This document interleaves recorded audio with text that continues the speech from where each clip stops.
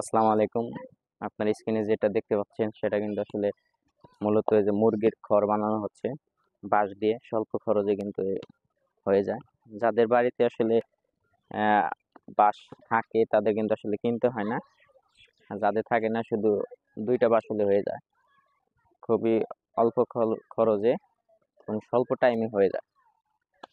তো এটার জন্য প্রাথমিক পর্যায়ে কিন্তু আসলে যে কাজগুলো করতে হয় আমরা সেগুলো দেখাবো। এই যে আমান বাঁশগুলোকে কিন্তু আহ এই যে এইভাবেই ফাটানো হয়েছে, ভাগ ভাগ করা হয়েছে। না সে তুমি কি এগুলো আগে থেকে পারো? পারো না? আহ, নাসি কিন্তু আসলে পুরোপুরি পারে না, এটা কিন্তু আনার পর সবচেয়ে ভালো পারে। এই যে এগুলা কিন্তু হাতে লাগতেছে, শেষ পর্যন্ত আসলে কিন্তু দেখাবো।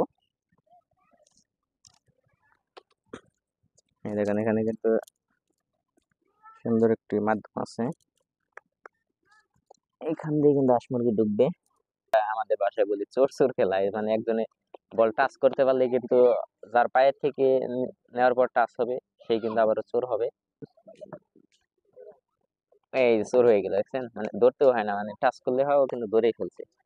এখন মেয়েদি কিন্তু এটা কিন্তু আসলে অনেকটাই কিন্তু কাজ পরিপূর্ণ হয়ে যাচ্ছে। এটা শেষ পর্যন্ত কাজ করলে কিন্তু তখনই হাঁস মুরগি থাকার উপযুক্ত হয়ে যাবে। আর উপরে কিন্তু একটা ছাদ দিতে হবে।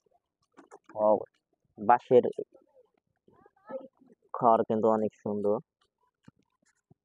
আলো বাতাস সবই পাবে।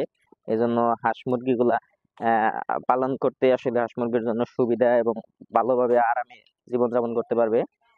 এই দেখেন সুন্দর করে কিন্তু আসলে বাতিটা কিন্তু চাচতে হয়, একদম স্লিম করতে হয়। এই যে অতিরিক্ত যে ছালগুলো থাকে এগুলো কিন্তু ফেলে দিতে হয়, না হলে কিন্তু আসলে ওইভাবে দেখবে না। সুন্দর একটি পরিবেশে ছায়াযুক্ত জায়গায় কিন্তু কাজটি করা হচ্ছে, এজন্য কিন্তু সকলেই এখানে দাঁড়িয়ে দেখতেছে। রৌদ্র না থাকার কারণে কিন্তু সবাই স্বাচ্ছন্দ্য বোধ করে আসলে দেখতেছে। এখানে কিন্তু সবসময় আমরা সর্বদা বসে থাকি। আমাদের স্কুল মাঠটা কিন্তু অনেক বড়, সুন্দর একটি জায়গা। চতুর্দিকটা আপনাদেরকে ঘুরিয়ে ফেললাম। যে আমাদের ঘর কিন্তু তৈরি হয়ে গেছে, এখন এটা নিয়ে যেখানে আমরা রাখবো, এখানে হাঁস মুরগিগুলো পালবো, সেখানে নিয়ে কিন্তু এটা আহ, রাখবো। রাখার পরে উপরে কিন্তু আমরা সাউন্ড দিয়ে দেবো, যাতে বৃষ্টি ঝড় বৃষ্টি কিছু না হয়। নেওয়ার সুবিধার্থে কিন্তু এই যে এইভাবে চাকা সিস্টেম করে নেওয়া হচ্ছে, বাড়ির কাছে এই বিদায় কিন্তু এইভাবে নেওয়া হচ্ছে। আপনারা চাইলে কিন্তু হাত দিয়ে ধরে ধরে নিতে পারেন। অনেক সুন্দর এটা।